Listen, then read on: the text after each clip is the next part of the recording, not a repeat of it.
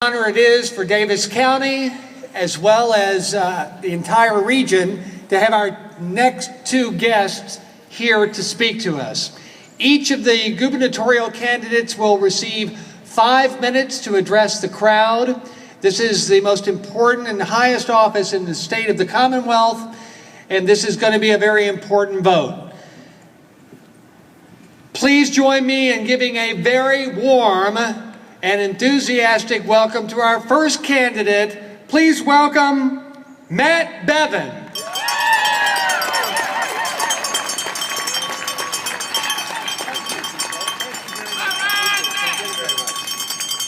How about a big hand for Kirk Kirkpatrick? Really and truly, is this guy not a guy who is given to this community?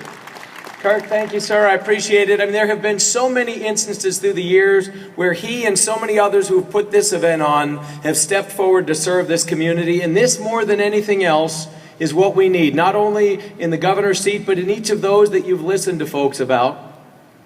We need people that will serve the public. We need public servants. We need to return some semblance of what that means. Politicians weren't intended to make career paths out of being politicians.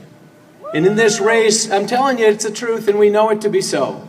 Because there's nothing good that comes out of it, frankly, on either side of the aisle when we have people who become farther and farther removed from who we are. I was reminded of this in some measure today. I had an opportunity to be 350 feet down and a couple miles in, not too far from here. And the very lights that are shining on us right here, the very microphone that is projecting our ability to speak to you, is being powered by a resource that we in this state are blessed with an abundance of. And yet we take for granted every time we flick a switch.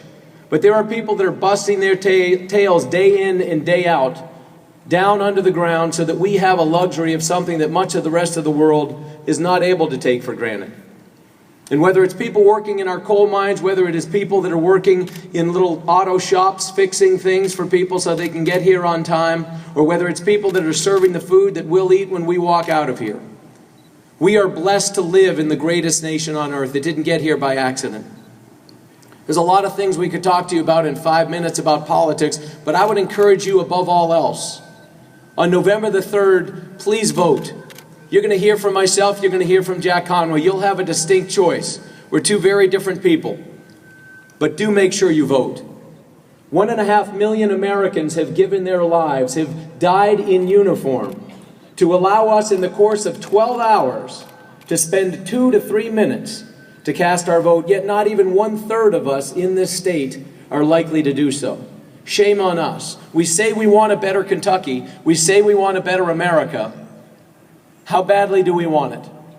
Because if there is not within each of us some willingness to give some kind of sacrifice that those who have preceded us have given to afford us the ability to gather here freely, in the public square, freedom of assembly, freedom of speech, freedom of all the things that we take for granted so often, if there is not within us some willingness to give of ourselves, we don't deserve a better future. The next generation behind us demands some degree of sacrifice from us. So please make sure you vote. And I would challenge you above all else. We have people here that represent my campaign, people here that represent Jack's campaign. That's the beauty of America. The fabric of America, of Daviess County, of Kentucky, of America, is that we are made of many threads. Many threads. This makes us stronger. This makes us better. But this is a government of and by and for the people only if we the people take this seriously. I would challenge you please to vote your values and not your party. You have the opportunity in this election to vote your values and not your party. And I would challenge you to do so. I am grateful to stand before you as the one in this race who's endorsed by Kentucky Right to Life. I am pro-life and unapologetic about it. I'm grateful to stand before you as the one who in this race is endorsed by the NRA, not the one with a C rating from the NRA. And I'm proud of that. I'm grateful for the fact that I'm also endorsed by the Gun Owners of America and by the National Federation of Independent Businesses, because the fabric of our community is also comprised of the people who go to work every day and bust their tails to pay for everything that we have in this great nation. I stand before you humbly. I ask for your vote.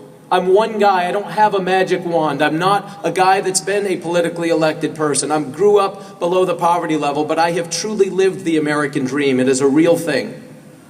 I was blessed to serve this nation in uniform.